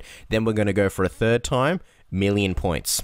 So if you get everything right, you could be sitting on 1,000,001 point. If you get everything wrong, you're sitting on 0 points. We're not here to take our time. We're getting rich quick here on Submission Radio. Exactly. All right, your chance to get rich, Dennis, is with Cowboy Cerrone. It's your first one. And Misha Tate. Who's the busier one on Twitter? It's a tough one because they're both signed to the same agency. Exactly. That's the key right there. So if they listen to this, you know, we could be putting them against each other. This could destroy their relationship. So, and there's no doubt about it. They do listen to the program. So, all right, let me think through this. Cowboy Cerrone, he's one of these guys. He's always out wakeboarding, bungee jumping, doing all kinds of crazy things. So you'd think he'd have a lot to tweet, right? Like photos. I got like, hey, this is me jumping off the edge of a building 2 days before my fight. You know, that kind of thing. But then he's not the kind of guy that really would do that much. And I remember for a really long time, his display picture on Twitter was actually a screenshot from his phone. So instead of actually downloading the photo and putting it as his display picture, he took a screenshot, I think, on his iPhone of the photo. So it's pretty funny. So you mean like in the top, you had like how much battery he had left? Yeah, that's right. Oh, wow. That's tragic. But then, so that makes me think, if he can't put up a display picture, can he tweet much? You know? And then Misha Tate, well, a lot of great pictures there as well. A lot of stuff to tweet. People love to see Misha tweet. Like, they love Cowboys tweets. He always has funny sort of short tweets, but she's got a big fan base. People love to see what's going on with Misha. It's a tough one. And I am divided, I'll be honest with you. I'm going to have to go. Casper, you know me, I have a bit of a sweet tooth. Cupcakes, not really my thing. But then Cowboy Cerrone drinks beer, and I love beer as well. I'm very divided, but I'm going to go with Misha Tate. All right, you're going with Misha Tate. So locking it in for half a point. All right, well, shit just got real now for this half point. So I've got Cowboy in front of me at this present time, 18,000.8 tweets from Cowboy. Wow. It's quite a lot. That's a lot. Like the ones before Overeem and JDS, nowhere near what Cowboy's on. He's not a lazy tweeter, that's for sure. All right, I'm pulling up Misha Tate. My word, what a display picture. All right, well. Who'd you pick again? Misha Tate? Well, I'm not feeling great about it, but yeah, I guess we have the record of me saying yes. Yeah, we can go back and check it. All right, well, you should feel pretty rich with this half point because she's on 27.3 thousand. Wow. So I got half a point. I'm in the lead right now. You're beating me by literally double. Wow. All right, well, Casper, your next one is something that could break up a family as well. As we all know, and a big congratulations from Submission Radio. Joseph Benavides and Megan Olivi got married this week. Everyone was at the wedding. It was the place to be. We put out a tweet. They're the power couple. They're so hot right now, Cass. They are so hot right now. When you say everyone was at that wedding, everyone except Submission Radio. Yeah, I guess we were standing at the fence. In the mail, just like Joseph Benavides' alumni status. No, I'm just kidding. Yeah, we were standing at the fence of that wedding. We were like, Joe, have you forgotten about us? Somebody pushed some cake through the fence and squeezed it through to make us feel better. Yeah, that's right. So who are we doing? Joseph Benavides and who? Joseph and Megan Olivi? Is that who I'm going? That's right, Joseph and Megan Olivi. Right. Both people who are connected now. And no doubt about it, one of them looking to see who was going to win this competition. See, this is interesting because when we had Joseph Benavides on the show, I know for a fact Joseph Benavides tweets a lot. We've discussed this, I think, the first or second time we had him on the show about how he considers himself, in a very non-arrogant way, one of the pound-for-pound best tweeters out there. Just in terms of fan interaction, in terms of putting out funny stuff. I know him and Megan do funny videos, all right? The thing is, like, it's hard to go against a girl because they've got the whole Instagram thing going on, and when you put a photo on Instagram, it automatically puts it out on Twitter. And I haven't been on Megan's Instagram, but I assume she probably puts up a whole bunch of photos. But then again, they got that dog, Benny the dog that they love. You know what? I'm going to go with Joseph Benavides because I do feel like more people will be interacting him than with Megan Olivi. And, you know, he's good for a reply, he's good for a retweet. So, lock in Joseph Benavides for 1.5 point. All right. Well, I'm tabulating the results as we speak. The first person, Joseph Benavides, Benny the dog. Casper, you have a good relationship with the dog as well. Yeah, my girlfriend's dog Milo sleeps with us all the time. Sometimes on my head. Up. Yeah, on your head. That's right. He's got the right idea. All right. So Joseph Benavides, 15.4 thousand tweets. It's not bad. It's not Misha, it's not Cowboy, but that's all right. 15.4. How are you feeling, though? I mean, it's not quite Overeem and JDS, but yeah, it's not Cowboy or Misha. My life's in shambles anyway. If it's the worst thing that happens, I won't jump off a bridge. Okay, no, it won't be like Cowboys for only 2 days before a fight. Exactly. Trying your luck. All right. Looking up Megan now. It's in the thousands. 23,000.7. Kasper Ozlowski, you are 1 whole point down. And that million points, that could save you, though. Well, we're not going to minus, just to be clear. There's no minuses here. We don't want to rub it in too much in people's faces. I feel like we can sometimes. This is a family show, okay? We don't do this, all right? Sorry, kids. This isn't called Chapter 11. This is just Tweet Kingz, all right?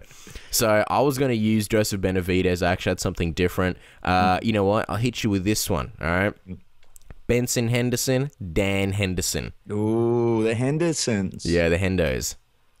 Hendo and Bendo. Bendo is a guy that retweets a lot. Like whenever a fan puts up something and tags him in there, he will retweet it. He's a gracious retweeter, and I think it's a good thing about him. It's what you want out of a tweet. And now Dan Henderson isn't. Does he own a phone? Well, I don't know. That's a good question. We haven't been able to get him on the show yet, so perhaps that's one of the reasons. He probably doesn't have a phone. Well, does he have the internet, old Dan? I know he's got one of those phones where you dial it, where you put your finger in the hole and you go all the way around. Yeah, you turn it. So it's a step up from a telegraph. Dan, I feel like Dan was like in Family Guy. You know when it's like the first phones were invented, and it's like imagine getting a missed call. It's like, hello, is this 2? No, you've called 3, because the phone numbers are so short. Let me tell you something. I know which way I'm leaning towards right now, and that's Bendo. But are these mental games played by Kasper Ozlowski in order to get Dennis to lose? Are you planting a seed in my mind Maybe Seed I in my am. mind. I don't know the answers though. This is all live. We'll be finding out together. This is a journey we're doing together, I'm man. just saying, there might be seeds being planted. Now, Dan Henderson, in all fairness, is a really big star. People love him. Mm-hmm. He's been around for a really, really long time.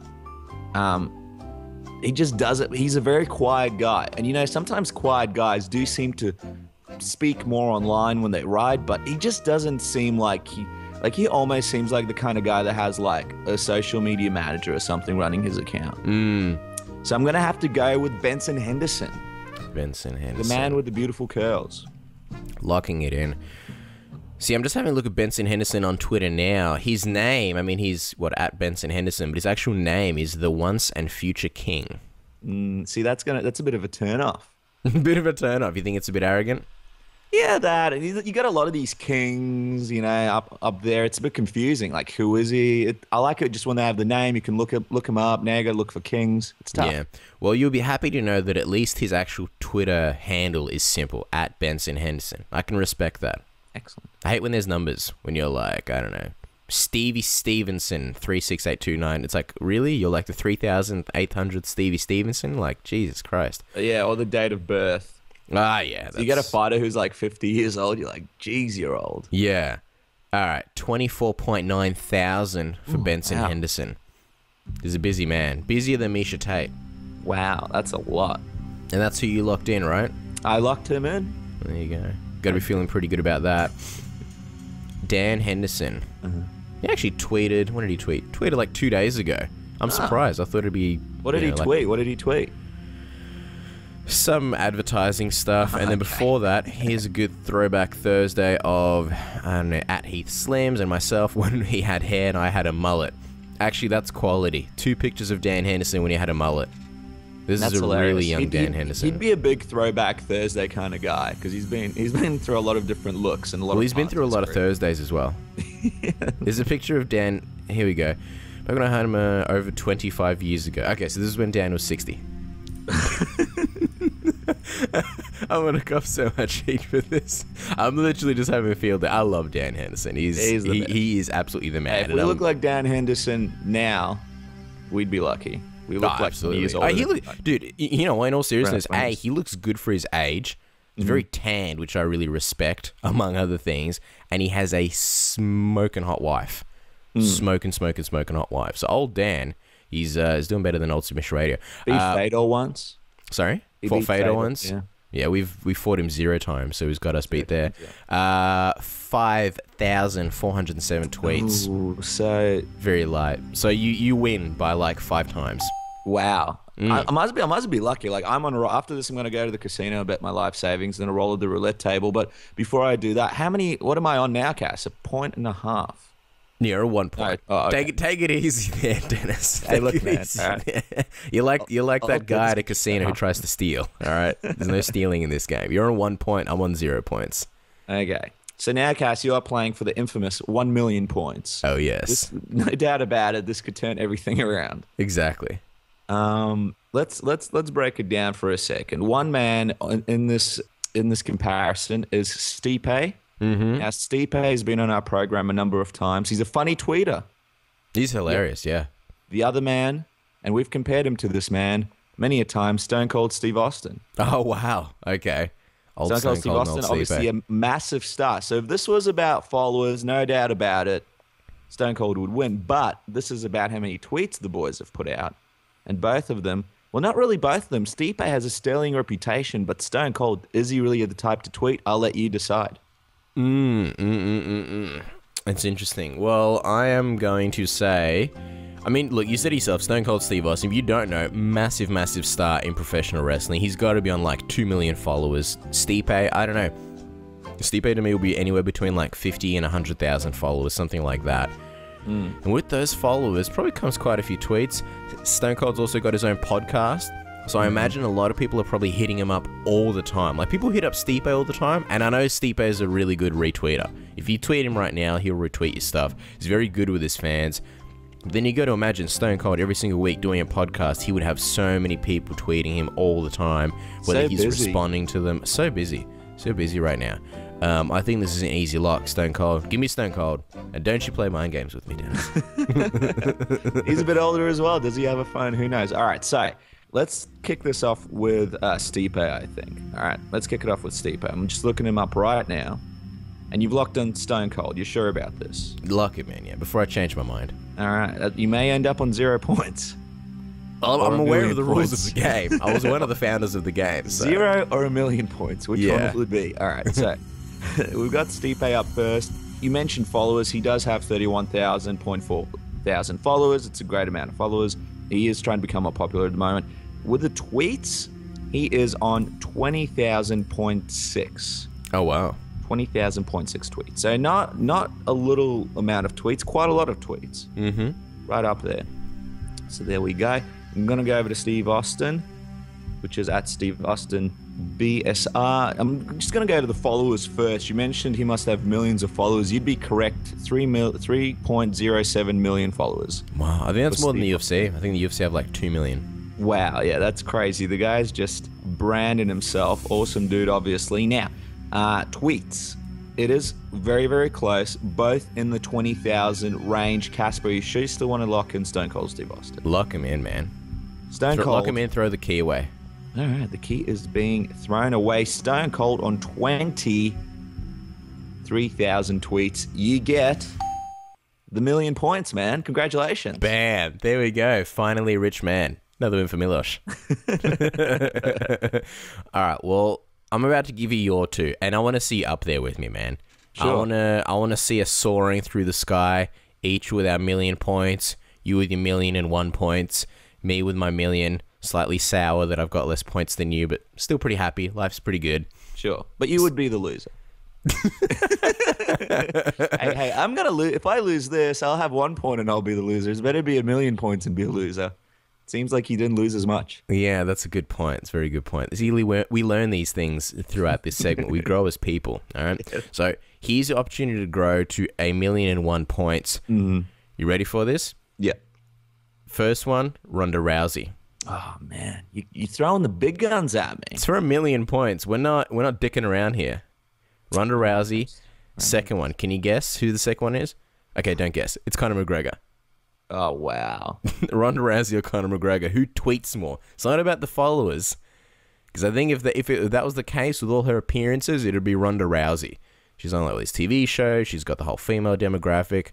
But who's the busier tweeter? Conor McGregor fans are so passionate. It's just like, it's crazy. They're very passionate.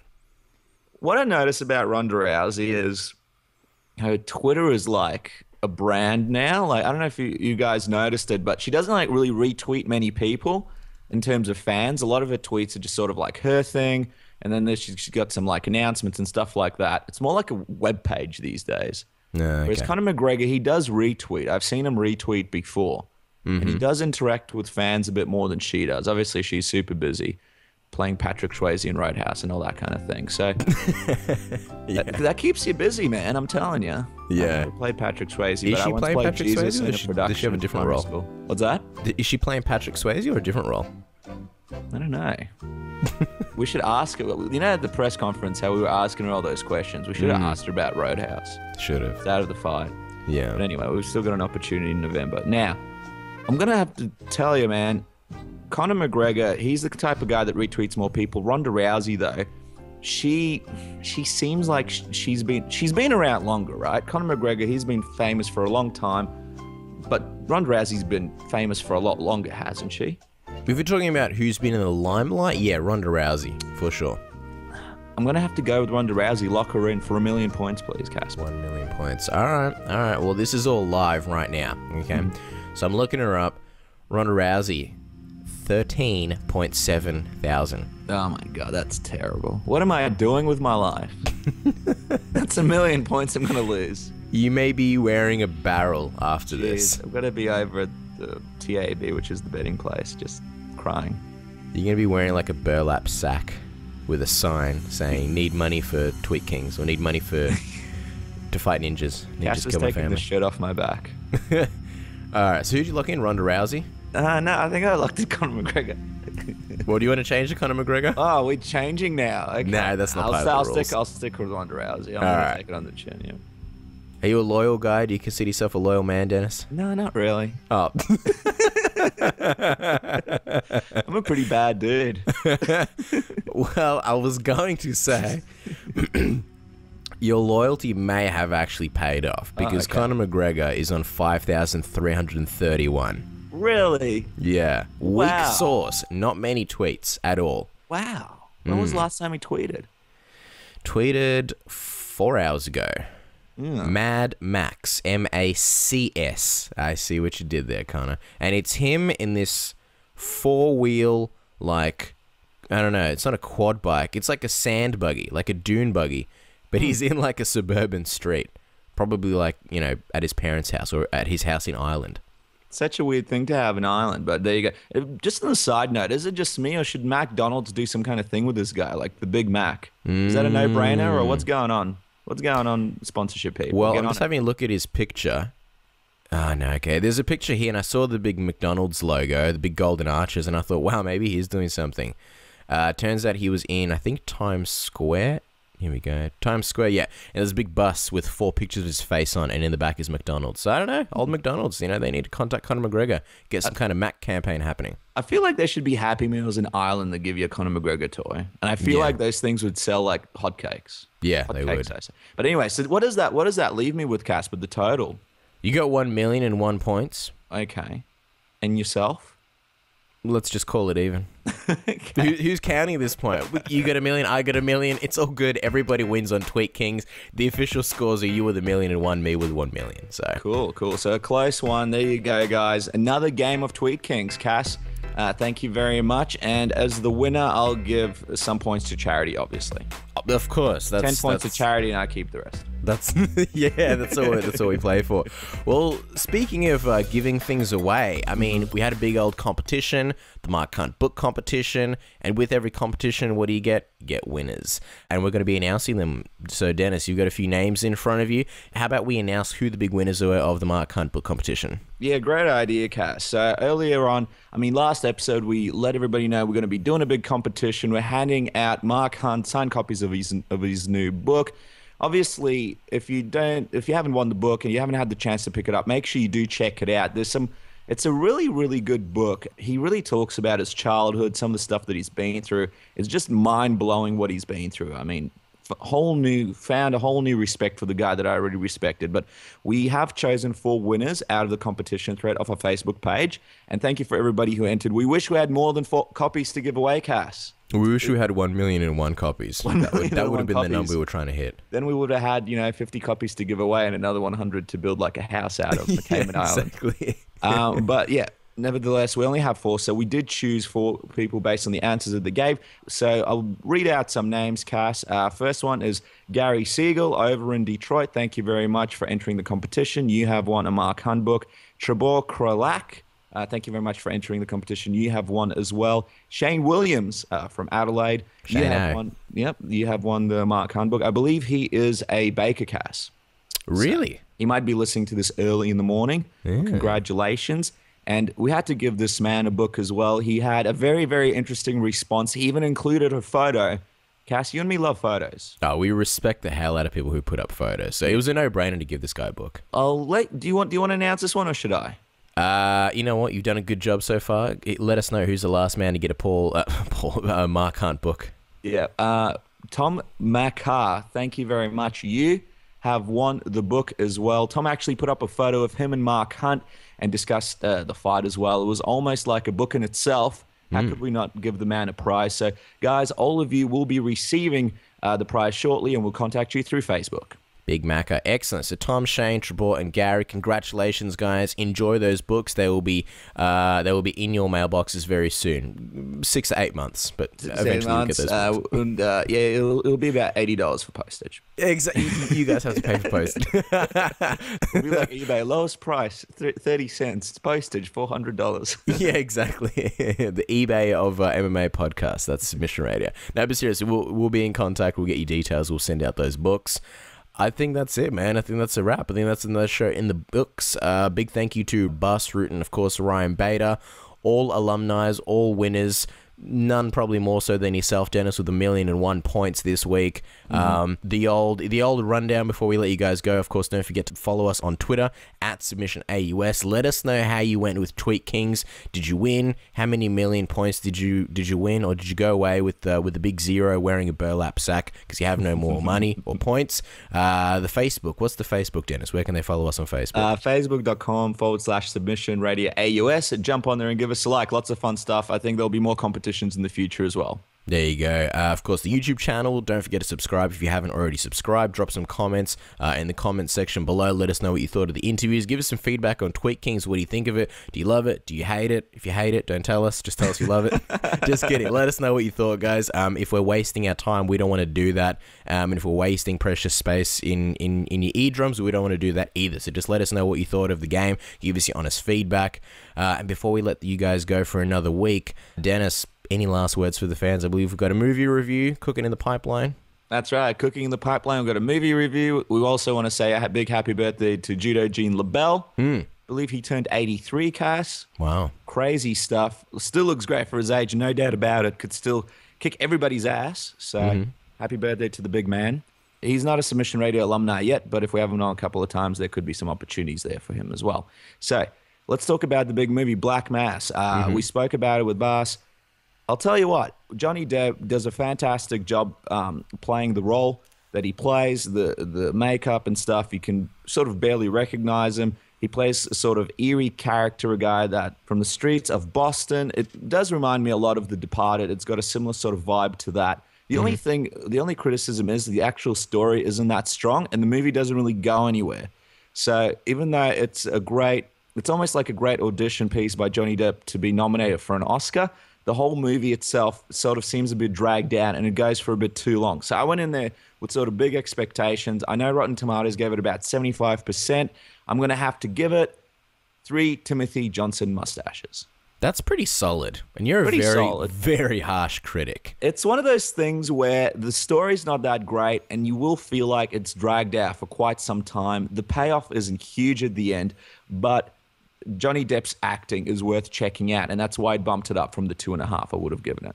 Okay. So that's Johnny out of 5. Depp, just to sort of clarify how good his acting was he as good as that guy in Happy Gilmore, the nemesis in Happy Gilmore? The who? The nemesis, the bad guy in Happy Gilmore. Oh, that guy. Shooter McGavin. Was he as good as Shooter MGavin? Be honest.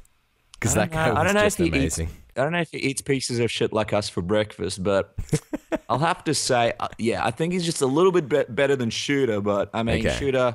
Shooter was great for his time. He was great for his time. He was amazing. Probably one of the best movies he's done in quite some time, though, because he's had a lot of crap come out recently. So probably one of the better ones he's had. Are we talking about Johnny Depp or Shooter McGavin? Well, Shooter McGavin, I'm not sure. Is he in porn now? No, I'm kidding. It's a great name for porn, though, isn't it? Johnny Depp. Johnny Depp has done a lot of movies recently, huh? Kind of like not Bruce Willis. Actually, Bruce Willis, yeah, he did a whole bunch of... That guy has a lot of crap movies, and they go straight to DVD. People don't... Go on IMDb right now, people. Have a look at them. You have no idea how many movies he's released. And you know who else? Nicolas Cage. How sad is that? The guy was bankrupt because he didn't pay his taxes. He bought lots of dinosaur bones. Yeah. Apparently, it's hard to refund dinosaur bones. So he had to do movies to pay off his debts. Otherwise, he goes to prison, and he ends up doing the worst movies ever. And yeah, now he's stuck in that role. I still think he'd be good in the Expendables cast. What do you reckon? Nicolas Cage? Yeah, for sure. Put him as the villain. They need a good villain. Yeah. And give us long-haired Nicolas Cage back. Give us Con Air Nicolas Cage. His hair's blowing in the wind. He must be kicking himself for passing up The Wrestler. Oh, I know. Could you imagine him in The Wrestler? Yeah, for those who didn't know, that was meant to be Nicolas Cage instead of Mickey Rourke. Crazy. I think it obviously turned out for the better. I think we got the better version. Yeah, that's right. Anyway, guys, that's enough from us. Just one more thing to let you guys know. Next week, taking a quick break, right, Dennis? 1 week break? Yeah, that's right. We'll be taking a quick break. We'll be back the following week. So in case you're wondering, me and Cass, we've got a couple of things we need to run through, but we will be back the following week with a new episode of Submission Radio, back and better than ever. Yeah, and don't forget, next weekend we will be putting up a few videos, just some classic content, some really short videos, some stuff you might enjoy. So stick around on the YouTube channel. The Technique of the Week, as every week, always rolls on every Wednesday. Don't forget to check that out. And yeah, we will see you guys in 2 weeks. Be safe.